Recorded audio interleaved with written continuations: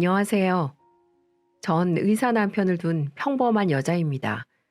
제 남편과 아빠 이야기를 하고 싶어 이렇게 사연을 씁니다. 주변 사람들한테 얘기해봤자 제 얼굴에 침 뱉는 꼴밖에 안 될 것 같아서 아무데도 말도 하지 못하고 있었거든요. 그러다 보니 너무 답답해서 이렇게 익명성 뒤에 숨어 저의 이야기를 털어놔 보려고 합니다.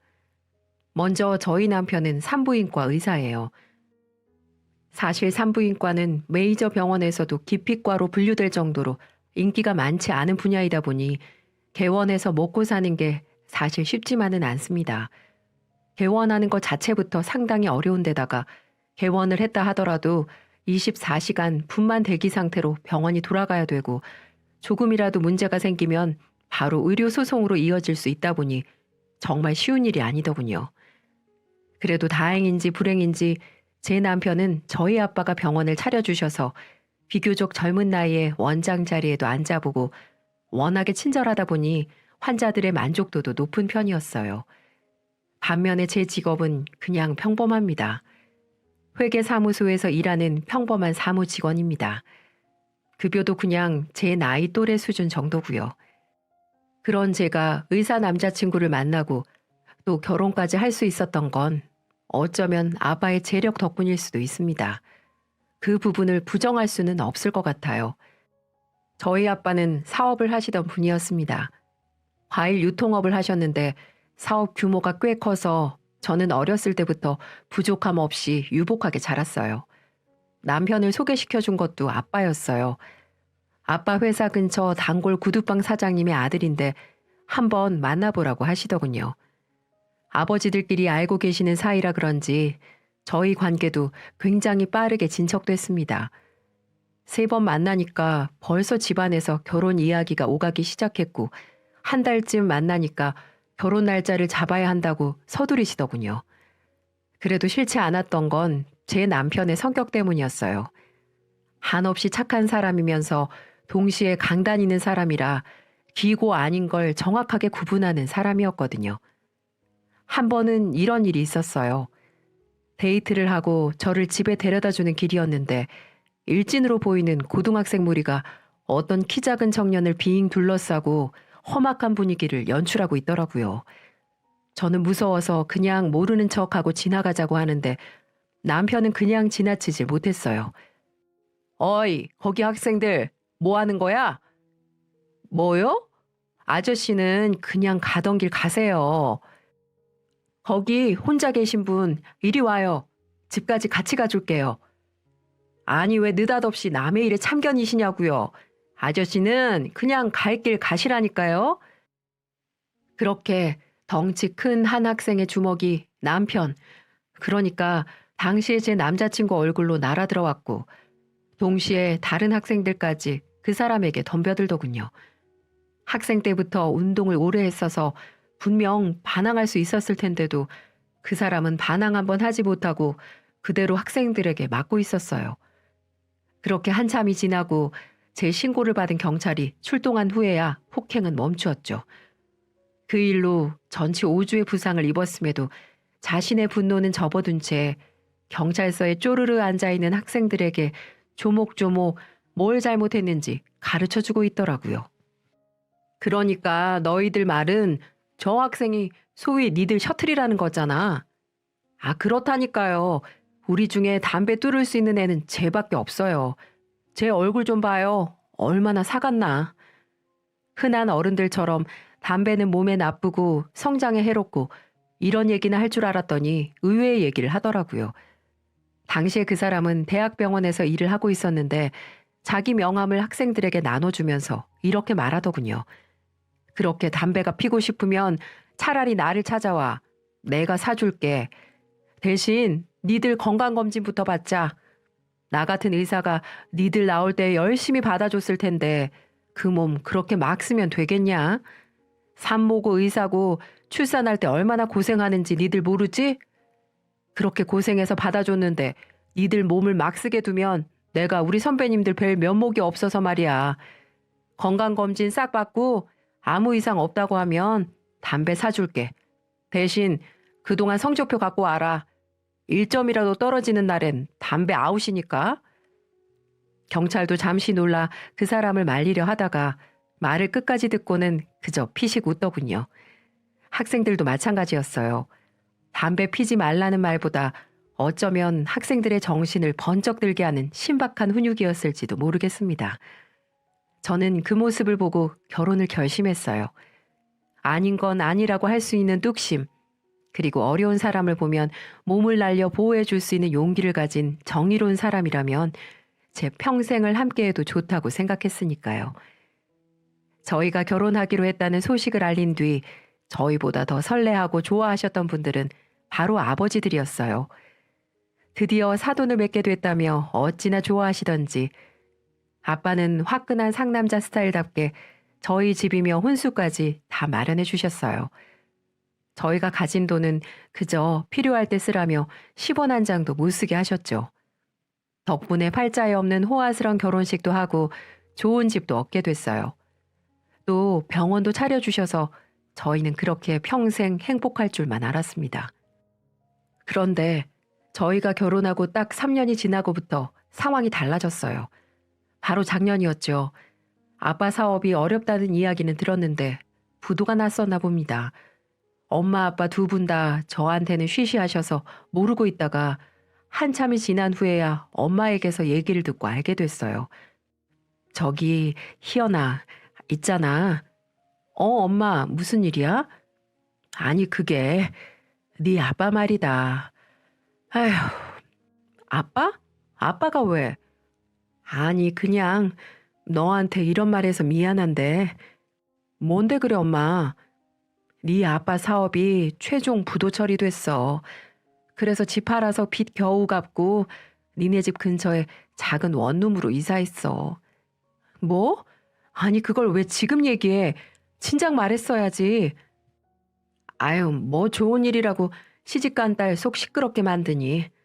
근데 그래도 모르고 있다가 나중에 아는 것보다는 미리 말하는 게 나을 것 같아서 저는 그 길로 엄마가 알려준 주소로 찾아갔습니다. 대학생들이나 살 법한 작은 원룸에 엄마 아빠 두 분의 짐이 가득 차 있었고 제가 찾아가자 앉을 자리조차 거의 없더군요. 아니 이게 무슨 꼴이야. 그럼 차라리 우리 집으로 오지. 우리가 모실 테니까 우리 집으로 가 엄마. 아빠 우리 집으로 가요.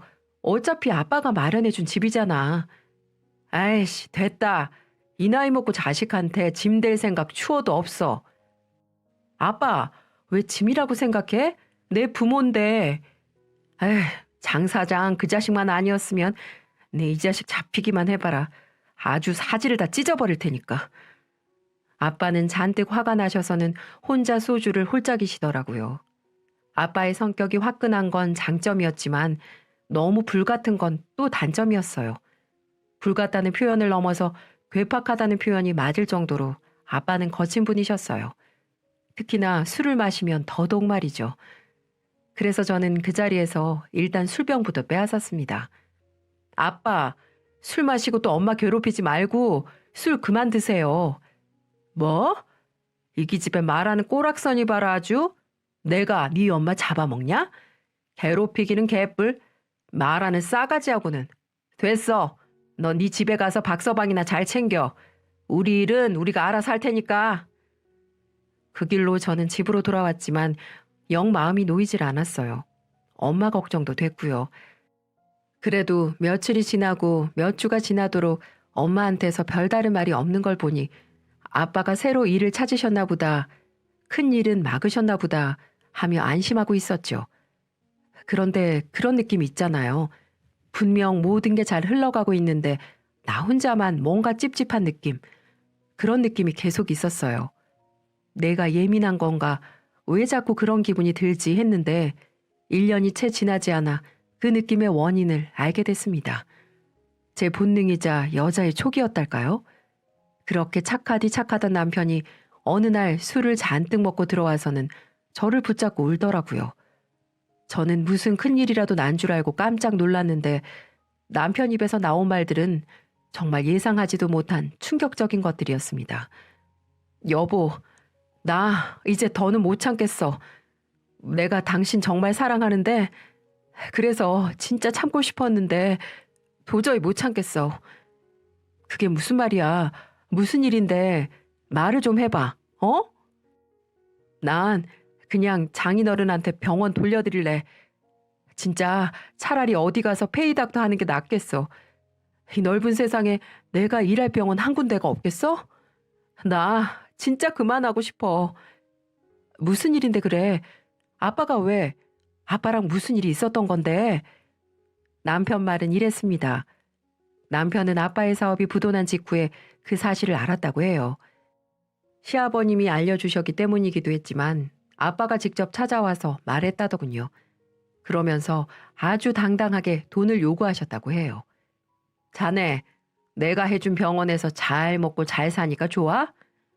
아무리 부모의 사랑은 무조건적이라지만 그래도 기본 도리는 해야지. 그렇지 않겠어? 네? 아버님, 그게 무슨 말씀이신지. 아, 거 자네 아버지한테서 못 들었어? 단도직입적으로 말하지. 내 사업이 망했어. 그래서 나한테 남은 게 별로 없네.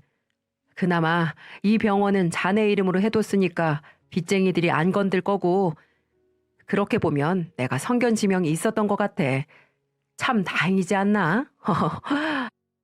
그때까지만 해도 남편은 아빠가 무슨 말을 하시는지 못 알아들었다고 합니다. 그런데 그날부터 시작된 거죠. 아빠는 마치 사채업자처럼 매일같이 남편의 병원을 찾아가 돈을 뜯어가기 시작했던 겁니다. 저희 남편 병원은 특히 여성들이 많이 모이는 병원이고 또 분만을 하는 병원이다 보니 산모의 안정이 절대적으로 필요한 곳인데 아빠가 매일같이 들락거리면서 돈 달라고 큰소리치고 안 주면 억지로 스테이션 금고에서 뺏어가는 바람에 병원 영업 자체가 아주 어려워진 겁니다. 저 같아도 그런 병원이면 안 갈 것 같아요. 누군지도 모를 아저씨가 와서 돈 내놓으라고 큰소리치는데 불안해서 그런 병원을 어떻게 다니나요? 아빠는 무려 6개월을 매일같이 제 남편 병원에 출근 도장 찍으면서 돈을 받아갔답니다. 그러다 보니 환자 수도 줄고 병원 매출도 줄고 결국 직원들까지 몇 명을 해고했는데도 적자가 해결되지 않았다고 해요. 그래서 6개월 동안 꾹 참던 남편은 결국 아빠에게 처음으로 반항을 한 겁니다. 장인어른, 더 이상은 돈 못 드립니다. 지금 저희 직원들 월급도 못 줄 판이에요. 더는 안 되니까 그렇게 알고 돌아가세요. 장인어른 능력 있으신 분이니까 다시 처음부터 시작하시면. 그때 남편의 눈앞에는 별이 반짝였다더군요. 지켜보고 있던 직원들과 간호사들이 아빠에게 달려들어 아빠 팔을 잡고 있고 그제서야 남편은 정신이 들었다고 합니다. 말이 끝나기도 전에 아빠가 제 남편의 뺨을 연타하고 있었던 거죠. 놀란 간호사가 경찰에 신고해서 결국 아빠는 사위의 뺨을 때린 죄로 경찰서까지 가야 했고요. 그래도 제 남편은 제 아빠라고 자기 장인어른이라고 고소는 하지 않고 경찰에게 부탁해 그대로 귀가 처리되도록 했답니다. 그날 씩씩거리며 사라졌던 아빠는 더 이상 남편 병원에 나타나지 않았다고 해요. 하지만 아빠의 소식은 전혀 생각지도 못한 곳에서 들려온 거죠. 아빠는 포기하지 않았습니다. 사위한테 무시당했다고 생각한 건지 경찰서까지 간 게 창피하다고 생각해서 그런 건지 제 남편 앞에 나타나진 않았지만 제 시아버지에게 찾아가 행패를 부리기 시작했죠. 시아버지는 아빠 회사 맞은편 길거리에서 작은 구두방을 운영하면서 많지 않은 수익으로 열심히 사는 분이셨어요. 연세도 있으신데 끝까지 자식들에게 손 벌리지 않으려고 하시는 모습에 안타깝기도 하고 한편으론 존경스럽기도 했던 그런 훌륭한 시아버지였죠. 그런데 저희 아빠는 그런 시아버지를 찾아가 그야말로 삥을 뜯었더군요. 아니 박 사장, 우리가 무슨 사이야. 자식을 나눠 가진 사이 아니야. 내가 자네 아들 병원까지 떡하니 차려줬는데 이제 와서 자네가 날 모른 척하면 되겠어? 아유 사돈, 그러지 말고 좀 나눠 씁시다. 어차피 다 늙어서 우리가 돈 쓸 데가 어딨다고. 아유 김 대표, 이러지 마. 나 하루 종일 구두 닦아서 겨우 반찬값 벌어먹고 사는데 그걸 가져간다고 하면 어떡해? 아이씨, 서로 도우면서 살아야지. 이제 가족인데. 혼자만 잘 먹고 잘 살겠다 이거야? 아니, 그게 아니라 에라이 씨, 더러워서 내가 이깟 돈 안 받고 만다. 남의 발꼬락내 맡으면서 번 돈으로 어디 부귀 영화 누려보시지. 그렇게 돌아갔다가도 술만 마시면 다시 시아버지 구두방으로 찾아가 손님들의 구두를 다 짓밟고 물건들을 엎어버리고 그렇게 행패를 부렸던 모양이에요. 참다 못한 시아버지와 결국 멱살잡이까지 하게 됐고, 그렇게 주먹다짐을 하다가 시아버지가 도로 쪽으로 넘어지시면서 전치 4주의 부상을 입게 되셨죠. 이 일로 아빠는 재판까지 가게 됐고 구속은 면했지만 집행유예를 선고받게 됐습니다.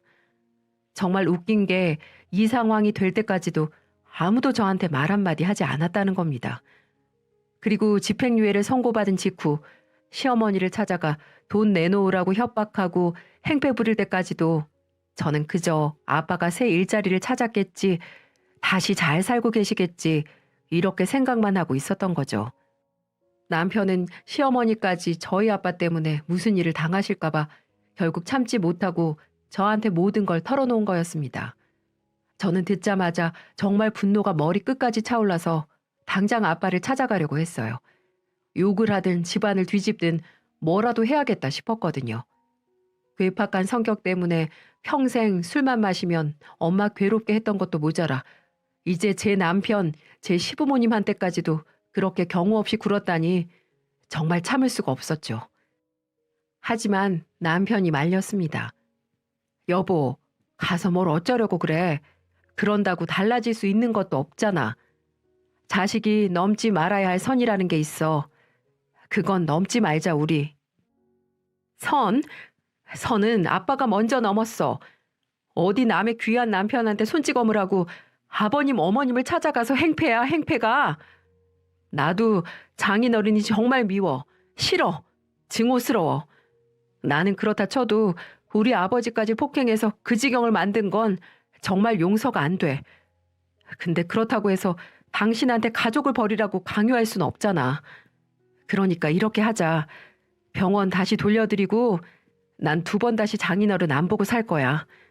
아니, 장인어른이라고 부르지도 않을 거야. 대신 당신은 자식돌이 해. 나중에 후회하지 말고. 저는 정말 혼란스러웠어요. 복수하고 싶은 마음, 야속한 마음, 원망스러운 마음, 따지고 싶은 마음, 정말 온갖 마음들이 다 들었죠. 그래서 그날 밤새 전화기를 붙잡고 엄마한테 하소연을 했습니다. 엄마 역시 사건을 제대로 알고 계시지 못해서 깜짝 놀라시더군요. 다시는 그 인간 집 밖으로 못 나가게 내가 아예 다리 몽둥이라도 부러뜨려 놓을 테니까 걱정 마. 아휴, 미안하다 희연아. 부모가 돼서 이런 꼴밖에 못 보여서. 아니야 엄마. 엄마가 무슨 잘못이 있다고. 넌 걱정하지 말고 박서방이랑 행복하게 살기만 하면 돼. 다른 건 아무것도 신경 쓰지 마. 엄마는 정말 굳게 마음 먹으신 듯 제게 아빠 연락도 받지 말라고 말씀하셨고 정말로 아빠는 그 이후 저희 근처에도 얼씬하지 않으셨습니다. 저희는 대출을 있는 대로 끌어모으고 있는 돈을 다 모아서 엄마 편에 전해드렸습니다.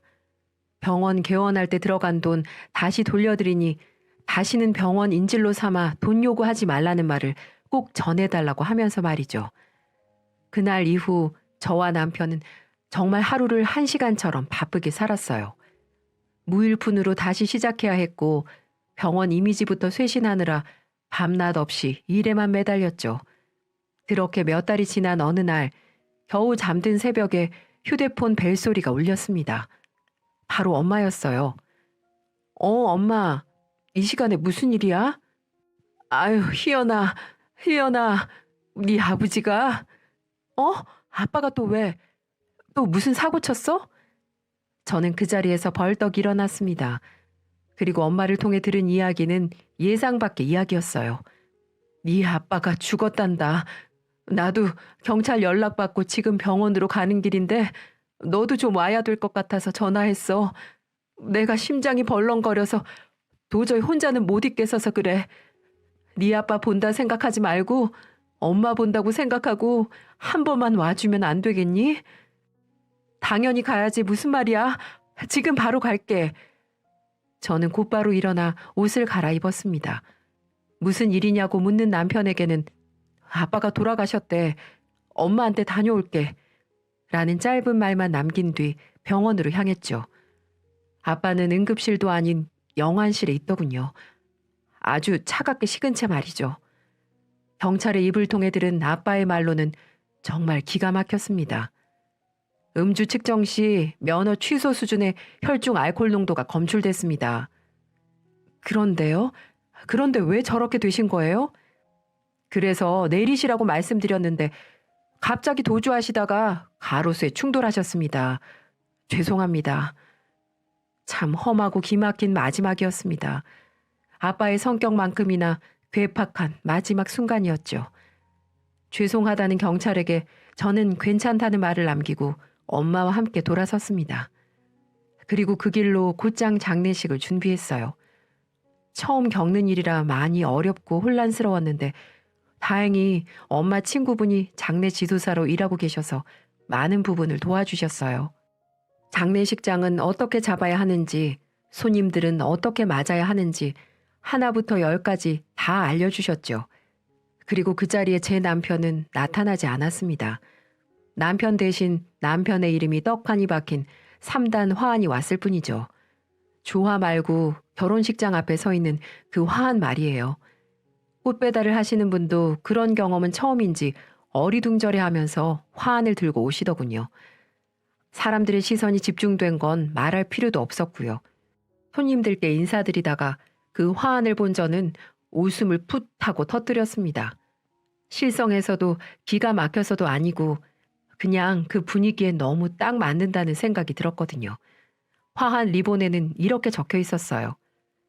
아버님 돌아가신 거 진심으로 축하드립니다. 박서방 드림. 제가 외동딸이었기 때문에 손님들은 당연히 제 남편이 보낸 거라는 사실을 알 수 있었고 다들 저를 보며 수군거리기 시작했습니다. 어머, 미친 거 아니야? 장인 장례식에 상주 노릇도 안 하더니 화환을 보낸다고? 아니, 무슨 사위가 장인상에 화환을 보내? 아우, 정신 나갔나 봐. 저 집 딸 시집 잘못 갔네, 잘못 갔어.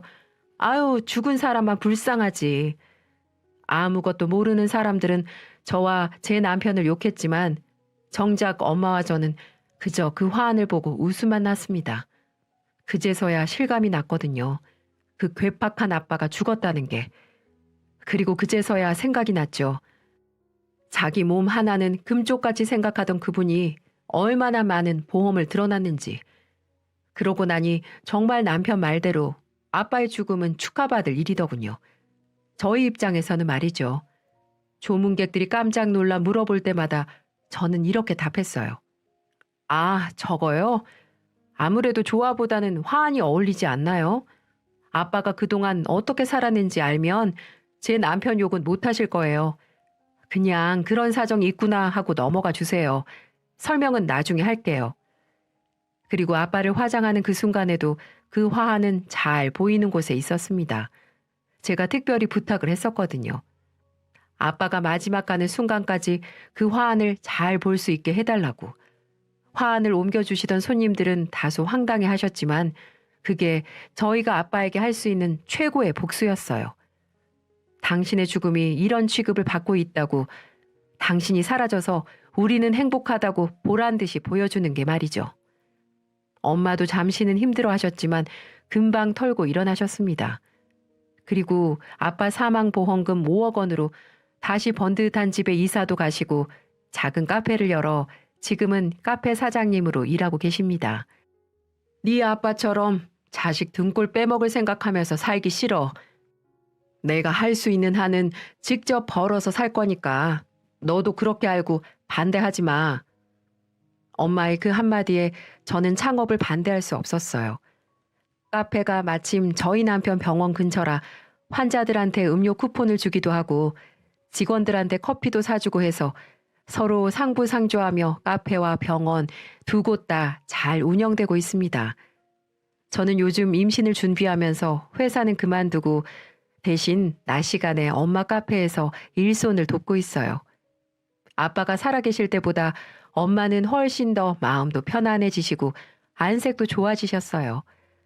사업 망하고 아빠가 다시 술에 손대기 시작하면서 매일매일이 살얼음판 같았을 텐데 그런 불안이 사라지니 자연스레 살도 붙으시고 얼굴이 좋아지시더라고요. 지금은 저희 친정과 시댁 식구들 모두 화목하게 왕래하며 지내고 있고 남편도 엄마한테 효도한다고 열심히 노력하고 있어서 저도 덩달아 시댁에 잘하려고 노력하며 지내고 있습니다. 사람이 든 자리는 몰라도 난 자리는 티가 난다고 하잖아요. 그런데 그게 꼭 사람이 소중했어야만 티가 나는 건 아닌 것 같아요. 그동안 어떻게 살았느냐에 따라 한 사람이 떠난 뒤 많은 사람의 삶이 행복해지고 편안해지기도 한다는 걸 이번에 깨달았습니다. 어쩌면 매정한 년이라고 피도 눈물도 없다고 불효녀라고 저를 욕하시는 분이 계실지도 모르겠습니다. 그치만 저는 제 소중한 가족들을 불행하게 만든 그분이 돌아가신 걸 정말 다행이라고 생각해요. 그리고 그런 화환을 보낸 남편의 마음도 이해하고요. 그래서 장례식이 끝나고 돌아오자마자 남편을 꼭 안아주었습니다. 이제야 행복을 되찾은 저희 집안이 계속 이렇게 평안했으면 좋겠어요. 명절이 오면 아빠 제사를 지내야 하나 말아야 하나 그게 걱정이었는데 요즘 분위기 봐서는 굳이 안 지내도 될 것 같아요. 아무도 슬퍼하지 않은 죽음에 제사가 무슨 의미가 있을까요? 여러분, 한 번뿐인 인생에 하고 싶은 대로 하고 사는 것도 중요하지만 주변 사람들을 행복하게 하는 삶을 산다면 더 의미 있지 않을까요? 그저 말 한마디라도 따뜻하게 해주고 따뜻한 포옹 한 번만 해줘도 온기를 나눌 수 있는데 굳이 오랜만에 만난 가족들끼리 험한 말하고 날 세우며 다툴 필요는 없다고 생각해요. 명절 연휴를 맞아 오랜만에 가족들 만나는 분도 많으실 텐데 그저 그 시간 동안 서로에게 응원과 격려의 말만 주고받으며 행복한 연휴 보내셨으면 좋겠습니다. 지금까지 긴 이야기 들어주셔서 감사합니다.